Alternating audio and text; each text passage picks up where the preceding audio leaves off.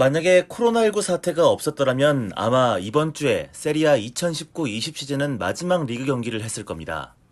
그리고 아마 당연하게도 이적 시장 소식으로 매일매일 언론이 뜨거워졌을 겁니다.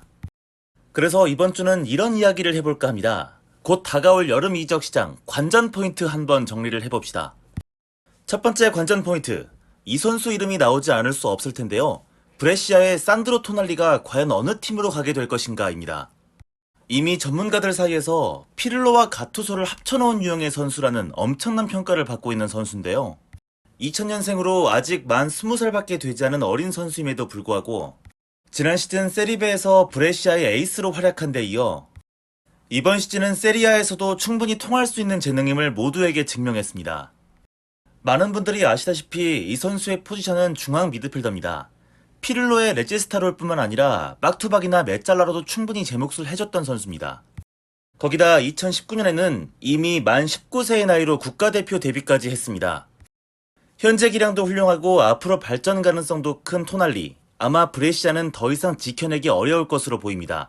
왜냐하면 브레시아의 현 꼬라지가 이 모양이기 때문입니다. 당장 리그를 지금 끝내도 브레시아는 강등을 피하기 어려워 보입니다. 꼴등이거든요. 그리고 현재 이 토날리 영입을 두고 인테르와 유벤투스가 경쟁을 하고 있다고 알려져 있습니다. 아직은 토날리 영입 경쟁에 있어서 인테르가 가장 유리한 고지를 점하고 있다는 보도가 계속 나오고 있는데요. 약 4천만 유로 정도의 이적료를 준비하고 있다는 소식입니다. 다만 인테르는 센시, 브로조비치, 바렐라, 산미들이 완벽하게 입지를 굳히고 있는 상황이고 거기다 에릭센까지 스쿼드에 있는 상황이기 때문에 인테르 입장에서 토날리가 그렇게 절실하게 필요한 자원인지는 잘 모르겠습니다. 또 해외 빅클럽들도 조금씩 관심을 보이고 있기 때문에 경쟁이 치열해지고 몸값이 감당 가능한 범위 이상으로 높아진다면 인테르가 아닌 의외의 팀으로 갈 수도 있을 것으로 보입니다. 이적 시장 관전 포인트 두 번째는 피오렌티나의 에이스 페데리코 키에사의 이적 여부입니다. 이미 피오렌티나 측은 이적료만 적절하다면 키에사를 팔 수도 있음을 시사하고 있는데요. 하지만 여기서 중요한 포인트는 팔 수도 있다는 말이 아닙니다. 야, 이 포인트를 모르겠어? 포인트는 바로 팔 수도 있다는 게 아니라 가격이 맞다면이라는 말입니다. 피오렌티나의 코미소 구단주는 키에사의 가격표를 6천만 유로로 책정했는데요. 이 가격을 어느 정도는 맞춰줘야 키에사를 데려갈 수 있을 것으로 보입니다. 현재 토날리와 마찬가지로 키에사 역시 인테르와 유벤투스가 경쟁을 하고 있는 모양새인데요. 두 클럽 모두 이 6천만 유로를 낼 여유는 없어 보입니다. 그래서 가격을 깎기 위해 인테르와 유벤투스는 선수를 껴서 딜을 추진 중이라는 소식이 전해지고 있는데요. 인테르는 다오베르트와 갈리아르디니 그리고 나인골란을 껴서 값을 깎고 싶어하고 유벤투스는 만드라고라와 로메로, 루가니를 껴서 값을 흥정하고 싶어합니다. 근데 제가 인테르 팬이지만 이건 좀 선 넘은 것 같습니다. 아니 선수급이 너무 낮은 거 아닌가요? 나인골란은 나이가 너무 많고 갈리아르디니는 현재 아무것도 못하는 그냥 상병신인데 이건 너무 지나친 것 같습니다. 피오렌티나 입장에서는 차라리 유벤투스의 조건이 훨씬 더 좋아 보이네요. 그래서 해외 B클럽에서 오퍼가 들어오지 않는다면 개인적으로 저는 키에사가 피오렌티나에 잔류할 가능성이 높다고 보고 있습니다. 특히 인테리의 콘테 감독은 키에사를 데려와서 윙백으로 쓰려 한다고 알려져 있는데 선수 미래를 위해서라도 인테르는 가지 않았으면 좋겠습니다. 이건 그냥 욕심이죠. 만약에 유벤투스를 가게 된다면 부디 제2의 페데리코 폭망 사태가 발생하지 않기를 진심으로 바라겠습니다. 이적 시장 관전 포인트 세 번째는 가에타노 카스트로빌리의 이적 여부 되겠습니다. 이 선수 역시도 인테르와 유벤투스가 영입 경쟁을 벌이고 있다고 알려져 있는데요. 개인적인 예측을 하자면 카스트로빌리는 다음 시즌 이적할 가능성이 낮아 보입니다. 피오렌티나의 구단주 코미소가 단호하게 카스트로빌리를 팔지 않겠다고 공언을 했는데요. 앞서 말씀드렸던 키에사를 두고 가격이 맞으면 팔 수도 있다는 발언과는 확실하게 비교가 되는 태도입니다. 사실 당연한 것이 이번 시즌만을 한정한다면 사실 피오렌티나의 에이스는 키에사가 아니라 카스트로빌리라 해도 무방합니다. 그만큼 피오렌티나 입장에서는 더욱더 지켜야만 하는 선수란 얘기입니다. 그래서 이적 안 할 것이다 라는 말로 카스트로빌리는 짧게 정리하고 넘어가겠습니다. 네, 이적 시장 관련 포인트 네 번째입니다. 네 번째는 전에도 말씀드렸던 얘기인데 라우타로의 바르셀로나 이적 여부 되겠습니다. 라우타로의 바이아웃은 1억 1,100만 유로. 하지만 바르셀로나는 계속해서 선수를 껴넣으면서 이 값을 깎으려고 시도하고 있는데요. 최근에는 윙백이 급한 인테르가 구미가 당길 수 있는 피르포나 세메두까지 제시를 했다고 알려져 있습니다. 하지만 전 여전히 라우타로 이적이 힘들 거로 봅니다. 바르셀로나는 겨울에 영입을 합의했던 프란시스코 트린캉에 3,100만 유로를 지불해야 합니다. 무슨 말이냐 하면 선수를 껴서 값을 깎더라도 많은 돈을 낼 수가 없다는 의미가 되는 겁니다. 돈이 없는 거죠. 더구나 인테르는 최근 윙백 보강설이 계속해서 나오고 있습니다. 현재 링크가 뜨는 선수들만 간추려봐도 포르투의 코로나, 헤타페의 쿠쿠레야, 레알 마드리드의 하키미, 맨시티의 칸셀로 등 제법 많습니다. 즉 피르포나 세메두가 물론 좋은 선수이긴 하나 인테르의 메인 타겟이 아닐 뿐만 아니라 인테르도 적극적으로 윙백을 물색하고 있다는 의미입니다. 그러니 이 선수들 중 한 명을 껴서 값을 깎는 시도가 그렇게 결정적이지는 않을 것 같다는 거죠. 이젠 돈으로 사겠어. 돈으로 사면 될 거 아냐. 그러므로 이런 태도만이 바르셀로나가 라우타로를 데려갈 수 있는 유일한 방법으로 보입니다. 현재까지는요. 이적시장 관전 포인트 5번째는 바로 이 개새끼 이카르디가 어느 곳으로 가게 될지 여부입니다. 현재 파리 생제르맹의 임대 신분으로 있는데요. 완전 이적 시 합의된 이적료는 최초 7천만 유로였습니다만 파리 생제르맹이 코로나19 피해 때문에 재정이 악화된 것을 이유로 이 가격을 5,500만에서 6천만 유로 정도로 깎아달라고 요구하면서 완전 이적이 약간 불투명해졌습니다.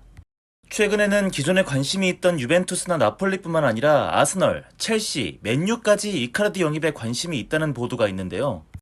어차피 라우타로와 루카쿠 투톱이 성공을 거두면서 인테르에는 더 이상 이 새끼 자리는 없는 상황이고 인테르에 와서 꼰대 기질 뿜뿜 중인 콘테 역시 이카르디를 쓸 생각이 1도 없어 보이는 상황이기 때문에 그냥 어디든 좋으니까 지 와이프랑 같이 손잡고 꺼졌으면 좋겠습니다. 이탈리아 밖으로 꺼지면 더 땡큐지요. 끄지라 씨발로마. 만약에 파리 생제르맹의 이 할인 요구를 들어줄 거면 이탈리아 내 재판매 금지 조항 같은 거는 반드시 넣었으면 좋겠습니다. 이제 이적시장 관전 포인트 6번째입니다. 6번째는 다시 파리 생제르맹의 단장으로 돌아간 레오나르도의 2차 이탈리아 폭격 여부 되겠습니다. 2011년 파리 생제르맹 단장으로 부임하고 레오나르도는 그야말로 세리아를 쑥대밭으로 만들었는데요. 닥치는 대로 세리아에서 선수를 중국 불법어선 마냥 쓸어갔습니다. 질라탄과 티아고 실바, 카바니와 라베찌, 파스토레, 베라띠, 티아고 모타, 마르퀴뇨스, 메네즈, 시리고 골키퍼까지 엄청나게 선수들을 쓸어 담았습니다. 그리고 레오나르도는 무슨 돈맛을 이렇게 재미있게 봤는지 이번에도 또 한 번 세리아 선수들을 대거 노린다고 알려져 있습니다. 내가 돈맛을 봐서 그래. 2차 이탈리아 폭격 대상 후보들도 화려한데요. 일단 이번 시즌까지 밀란의 단장으로 있어서인지 밀란 선수들이 대거 포함되어 있는 것이 눈에 띕니다. 베나세르, 파케타, 돈나루마, 테오, 그리고 쿨리발리가 거론이 되고 있는데요. 참 징글징글합니다. 개인적으로 저는 밀란이 돈나루마는 팔아야 한다고 생각합니다. 일단 연봉이 밀란 수준에 맞지 않게 너무 비싼데다가 형인 안토니오 돈나루마까지 데리고 있어야 하는 건 너무 비상식적입니다. 거기다 똑같이 포지션도 골키퍼라서 쓸모도 없어요. 거기다 에이전트도 라이올라기 때문에 허구한 날 연봉 올려달라고 지랄거리고 다른 팀 가겠다고 지랄거리는데 적당히 견적 나올 때 빨리 돈 챙기고 팔아제껴야 한다고 봅니다. 끝까지 열심히 뛰는 것 빼고는 이카르디랑 크게 다를 게 없다고 생각됩니다. 아니 근데 잠깐만, 얘네 5명을 지금 노리고 있다고 하는데 가만히 있어보자. 파리 이 새끼들 돈이 없는 게 아닌 것 같은데요? 이카르디가 꼴배기 싫긴 하지만 웬만하면 돈을 깎아주는 건 좀 아닌 것 같기도 합니다. 어쨌든 레오나르도의 2차 이탈리아 폭격은 이적시장 최대의 변수이자 변곡점이 될 것으로 예상이 되고 있습니다.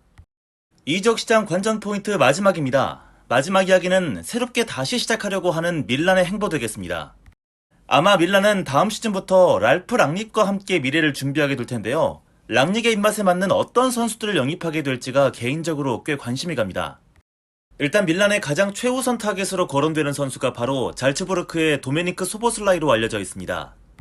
주로 측면 미드필더와 중앙 미드필더로 뛰는 선수인데 밀란으로 오면 메짤라롤에서 충분히 잘해줄 수 있는 선수라고 생각이 됩니다. 특히 밀란 쪽 뉴스를 살펴보면 밀란의 스쿼드에서 미드필더는 단 한 명, 베나세르만 입지가 안전하다는 소식이 전해지고 있는 걸로 봐서 소보슬라이뿐만 아니라 많은 미드필더들이 나가고 들어올 것으로 예상이 되고 있습니다. 그 밖에는 질라탄이 과연 계속 밀란에 남아 있을 것인지, 레비치의 밀란 완전 이적은 성사가 될 것인지, 임대를 떠난 앙드레 실바와 수소의 거취가 어떻게 결론이 나게 될지, 마지막으로 랑닉은 밀란에서 어떤 전술을 구상하고 있을지에 따라 추후에 더 많은 이야기를 나눠볼 수 있을 것 같습니다. 우선은 여기까지 이야기를 해보도록 하죠. 빨리 제대로 된 이적 시장이 열리고 또 리그가 재개되기를 손꼽아 희망해보면서 오늘 영상은 여기서 마무리하겠습니다. 영상이 조금씩 업로드가 늦어지고 있는데 생각보다 좀 이것저것 일이 많습니다. 이번 주에는 일정이 조금 더 많이 생겨서 다음 영상 업로드는 한 주를 건너뛰고 2주 뒤에 하도록 하겠습니다.